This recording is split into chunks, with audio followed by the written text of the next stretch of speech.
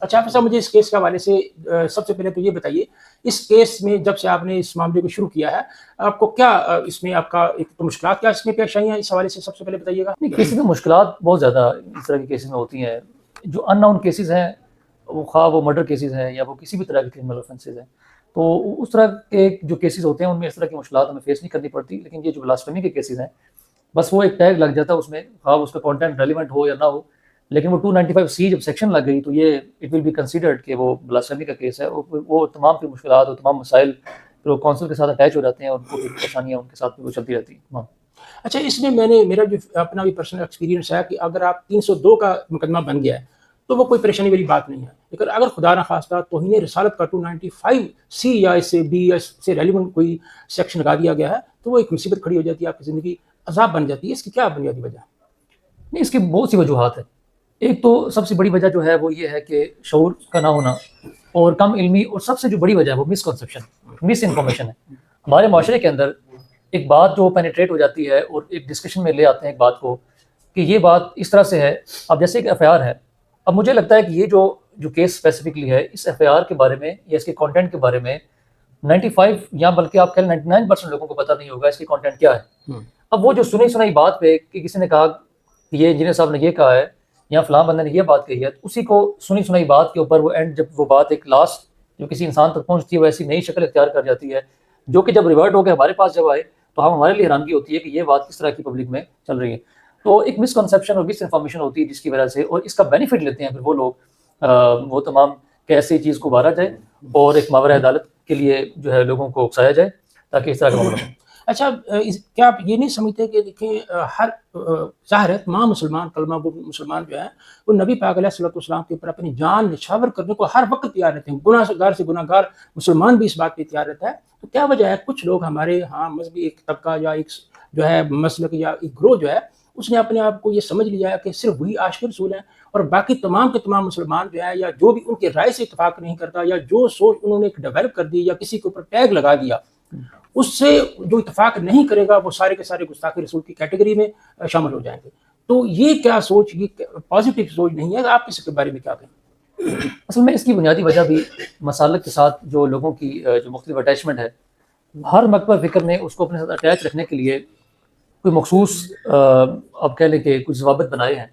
کہ وہ اس لمٹ سے باہر جائیں گے تو وہ اس مکتبہ فکر پہ بلانگ نہیں کریں گے. اگر وہ بریلوی مکتبہ فکر سے ہیں تو ان کی خاص لمیٹیشنز ہیں، اگر وہ دیوبند مکتبہ فکر سے ہیں تو خاص لمیٹیشنز ہیں. یعنی کہ اگر وہ اس کو اڈاپٹ بھی کرنا چاہیں، وہ بکس میں موجود بھی ہوں، اس کے باوجود ان چیزوں کو اڈاپٹ نہیں کیا جاتا. تو یہ ایک بڑی ریزن ہے کہ جب اس طرح کے معاملات اور ہم کیسز کو دیکھتے ہیں یا اس طرح کا ایک معاملہ پبلک میں آتا ہے تو لوگوں کے سینٹیمنٹس زیادہ اٹیچ ہوتے ہیں. وہ یہ دیکھ رہے ہوتے ہیں کہ ہمارے جو محلے کے امام صاحب ہیں، یہ مسجد کے جو خطیب ہے، وہ اس بارے میں کیا کہتے ہیں. وہ بھی اپنا جو نقطہ نظر وہ استعمال نہیں کریں گے. ہماری بدقسمتی یہ ہے کہ ہم کسی بھی معاملے میں، دنیا کے ہر معاملے کے اندر ہم اپنی ذاتی سوچ کا استعمال کرتے ہیں، اپنے گھر والوں سے مشورہ کرتے ہیں، اپنے خاندان سے مشورہ کرتے ہیں کہ ہماری، لیکن جب اس طرح کے میٹرز کو ہم دیکھتے ہیں تو وہ کہتے ہیں جی ہم نے اپنے جو مولوی صاحب نے کہہ دیا وہی عرف آخر ہے. تو وہ اس معاملے میں جب آپ نے دنیا سے جانا ہے تو اس وقت کی جو پوچھ گچھ ہونی ہے وہ انسان سے ذاتی طور پہ پوچھ گچھ ہونی ہے کہ آپ کا ایمان کیا ہے، آپ کا رب کون ہے، آپ کا مذہب کیا ہے. ٹھیک ہے، یہ ساری باتیں جو ہے وہ انسان سے پوچھی جانی ہے، ہر انسان سے. تو وہ رسپانسبل ہے ہر بندہ. اسی طرح سے دنیا کے اندر بھی ہر بندہ ہر کام کا رسپانسبل ہے. اگر وہ کوئی کام کر رہا ہے تو اس کو نہیں چھوڑا جا سکتا کہ محلے کے مسجد کے امام یا مولوی اس بارے میں کیا کہتے ہیں. تو جب تک اپنی ذاتی رائے کا استعمال نہیں کریں گے اور سوچ کا استعمال نہیں کریں گے تو پھر وہ جو جہاں چاہیں گے جس طرح سے انٹرپریٹیشن وہ کریں گے وہ آپ کو دیتے جائیں اور آپ اس پہ چلتے جائیں، جو کہ اسلام کے منافی ہے. آپ اسلام کی بنیادی عقائد کو اٹھا کے دیکھ لیں، آپ اسلام کے بنیادی اصول کو دیکھ لیں، فقہ کے اصولوں کو دیکھ لیں، تو یہ چیزیں کنٹراڈکٹری ہیں ان تمام چیزوں کے ساتھ، یہ جو معاملات ہمارے سامنے آ رہے ہیں. اچھا ابھی پچھلے دنوں گجرانوالہ میں ایک انتہائی افسوسناک واقعہ پیش آیا. ایک نوجوان نے اپنی سکی پھپھو کو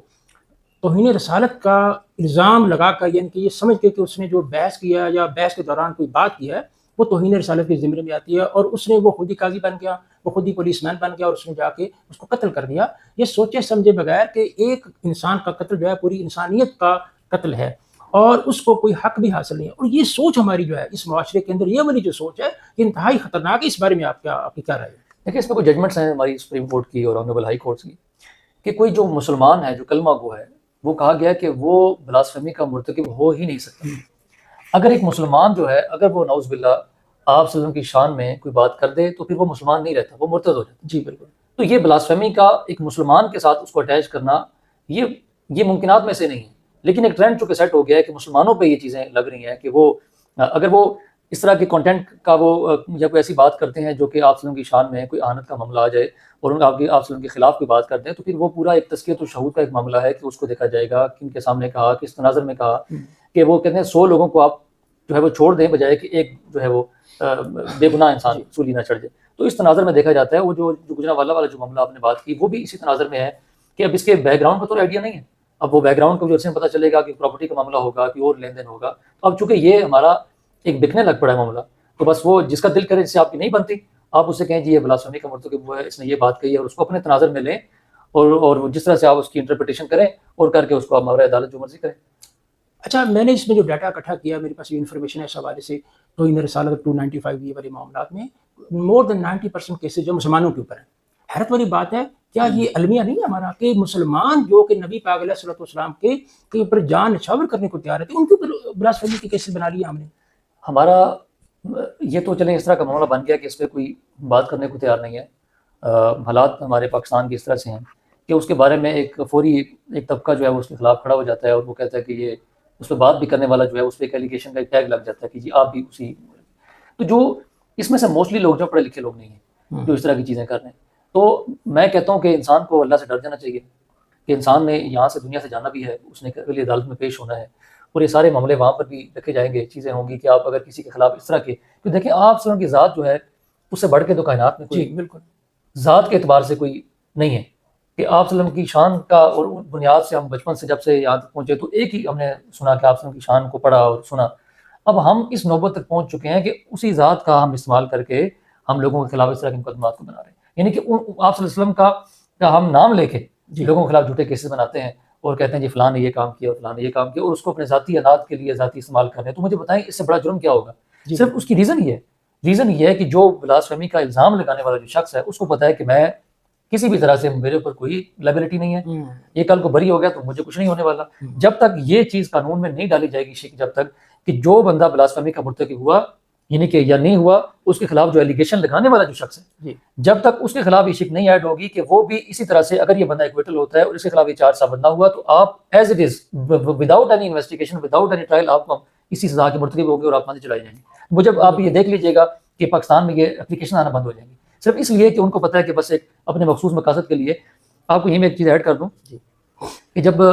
پاکستان بننے سے پہلے پیسہ اخبار چلتا تھا اس وقت ایک سرخی لگی تھی بڑی مشہور، انہوں نے کہا کہ تمام مسلمان کافر، اور وہ بڑی بات مشہور ہوئی اور وہ سارا ایک معاملہ کورٹ تک گیا. اس نے کہا میں اس کو ثابت کروں گا، میں اپنے الفاظ واپس نہیں لیتا، اور وہ بات یہی ہوئی بعد میں.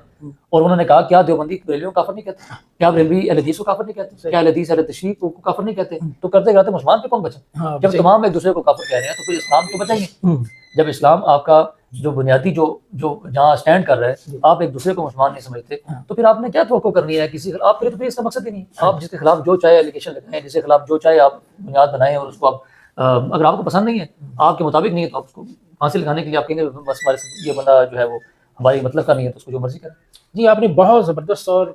یہ بنیادی بات کی ہے، بنیادی وجہ بھی ہے. لوگوں کو ڈر خوف نہیں ہے. اب ایک شخص کو اوپر اٹھ کے آپ الزام لگا دیں وہ صفائیاں دیتا پھرتا ہے، وہ بیچارہ ساری عمر اس کی اس بات میں گزر جاتی ہے. اس کے بارے میں بات کرنے والا بھی ایٹ رسک ہوتا ہے، نہ اس کی کوئی وکالت کرنے کو تیار ہے، نہ اس کا کوئی جج کیس سننے کو صحیح طریقے سے تیار ہے. اس کو اپنی یہی وجہ ہے کہ نیچے سے جو لوگ بیلز نہیں ہوتی 295C میں کبھی آج تک میرے علم میں ایسی بات نہیں ہے کہ کسی جج صاحب نے، حالانکہ سیم پاور ہے سیشن کورٹ کے پاس بیل گرانٹ کرنے کی، لیکن آج تک مرڈر کیس میں بیل نیچے سے ہو جائے گی لیکن سیشن کورٹ سے، لیکن 295C کے کیس میں بیل گرانٹ نہیں ہوگی. جج صاحب کو بھی تھریٹ ہے. یہ بنیادی وجہ کہ آپ ایلیگیشن لگا دیں اس کے بعد آپ فری ہیں اور دوسری سائڈ جو ہے جو بیچارہ ملزم ہے وہ ولنریبل. اب آپ دیکھیں کہ کل پرسوں جو بھی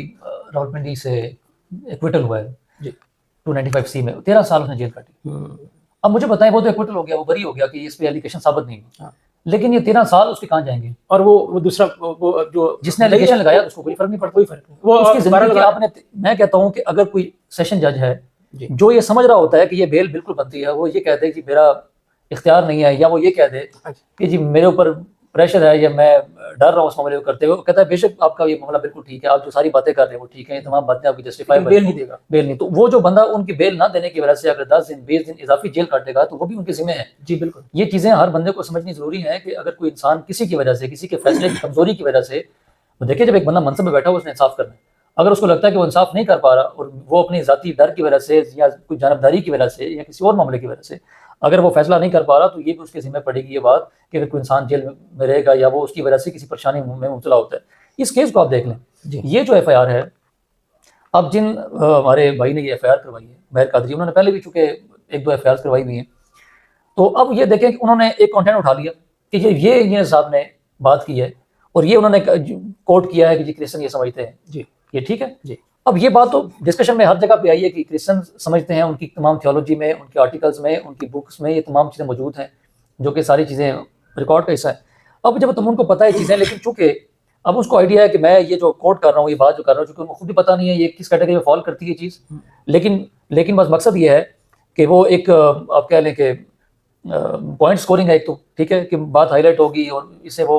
کون سے عاشق رسول ثابت کرنے کے لیے کیا 295C کے افیئرز رہ گئی آپ اس کو اس مقدمے کو جو آپ نے الفاظ جو لکھے ہیں, اگر ان کو صرف آئیڈیا ہو کہ یہ کانٹیکٹ کس کانٹیکٹ میں بات ہوئی ہے یا یہ جو کانٹینٹ ہے وہ کیا ہے, تو وہ کبھی بھی نہ جائیں. یہ ذاتی اناد ہوتا ہے کسی کا کہ وہ اب ان کو بیک گراؤنڈ پہ پتا ہے کہ اگر یہ کل کوئی کوئٹل ہوتے ہیں یا مقدمہ خارج بھی ہو جاتا ہے, ڈسچارج بھی ہو جاتی ہے, کویشمنٹ ہو جاتی ہے, تو مجھے تو کچھ بھی نہیں ہوتا. تو اگر آج یہ سزا بنا دی جائے کہ وہ بھی اسی طرح سے الزام, چونکہ اس میں سزائے موت ہے,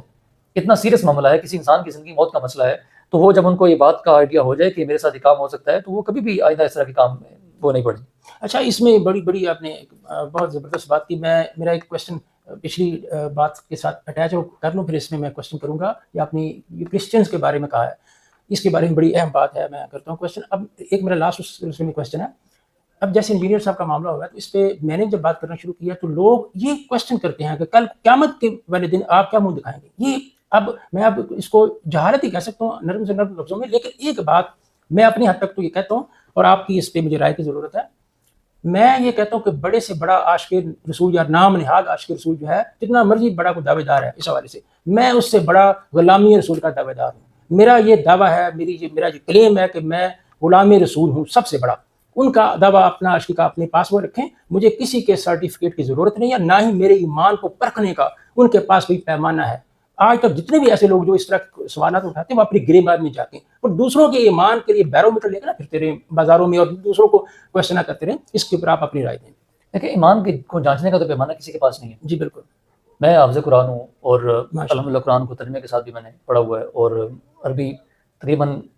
بالکل ایسے ہی پڑھ لیتا ہوں جس طرح سے میں اردو پڑھ رہا ہوں, سمجھتا ہوں الحمدللہ. اب مجھے کوئی کہے کہ آپ گستاخ ہیں, تو مجھے بتائیں کہ آپ کے پاس کون سا پیمانہ ہے. کیا کوئی ایسا کوئی پیرامیٹر بن گیا ہے یا کوئی ایسا آلہ بن گیا ہے کہ آپ اس آلے سے ڈٹرمن کریں گے کہ یہ عاشق رسول ہے یا نہیں ہے, ان کے دل میں نبی کی کتنی محبت ہے, تو وہ تو آپ کسی کو جج نہیں کر سکتے. میں کل جیل میں جب میرا وزٹ تھا, تو جیل کے کل میں ایک میرے سامنے جو ڈی ایس پی صاحب کے روم میں حدیث لکھی ہوئی تھی, ایک تو قرآن کی جو آئی تھی, یہ جو آپ صلی اللہ علیہ وسلم کے حوالے سے, خاتم النبیین کے حوالے سے, اور دوسری جو ساتھ ایک جو حدیث سے کوٹ تھی کہ آپ صلی اللہ علیہ وسلم کی لا نبی بعدی والی جو حدیث ہے, تو پہلے لکھا تھا ما کان محمد ابا احد من رجالکم ولکن رسول اللہ, وہ پہلے آیت تھی, اور نیچے پھر یہ ایک حدیث تھی کہ میرے بعد 30 جو ہے وہ دجال آئیں گے نعوذ باللہ, اور وہ جھوٹا نبوت کا دعویٰ کریں گے. اچھا, میں اس کی عربی کل پڑھ رہا تھا, یہ کل کی بات ہے, اس میں لفظ تھا سلاسون کذابون. سلاسون کہتے ہیں 30 کو عربی میں, کذابون کہتے ہیں جھوٹے جو آئیں گے. اچھا, ترجمہ نیچے لکھا ہوا تھا کہ میرے بعد 30 دجال آئیں گے. تو میں نے وہ کل جب اس کو پڑھا تو ڈی ایس پی ایگزیکٹو جو ہمارے روم میں نے دیکھا تو وہاں سامنے لکھا ہوا ہے, میں نے بھی دیکھا وہ بالکل ایسے لکھا ہے. اب آپ یہ دیکھیں کہ وہ جو کذاب کا لفظ ہے, کذاب تو جھوٹے وہ کہتے ہیں, لیکن عربی ہماری جو ٹرمینالوجی کے اندر آپ نے کہا کہ دجال سے تشبیہ کی جھوٹے نبوت کے دعوے کرنے والے جو ہیں, یہی بات جو کرسچنس کے حوالے سے کہ آپ صلی اللہ علیہ وسلم کو وہ نبی نہیں مانتے, تو سر نعوذ باللہ وہ یہ کہتے ہیں آپ سے جھوٹے نبی, نعوذ باللہ. تو وہ جب آپ صلی اللہ علیہ وسلم کو نبی نہیں مانتے, تو پھر آپ اس کو اپنے کس میننگ میں, کس ٹرمینالوجی میں اس بات کو کرتے ہیں. اصل بات تو یہ ہے, تو اس کو کسی تناظر میں آپ جو انٹرپریٹیشن کے حوالے سے ہیں, تو یہ مفتیان کرام کا پھر کام ہے, علماء کرام کا کام ہے کہ انٹرپریٹیشن کو وہ دیکھیں گے کہ کس کانٹیکسٹ میں کیا انٹرپریٹیشن ہے.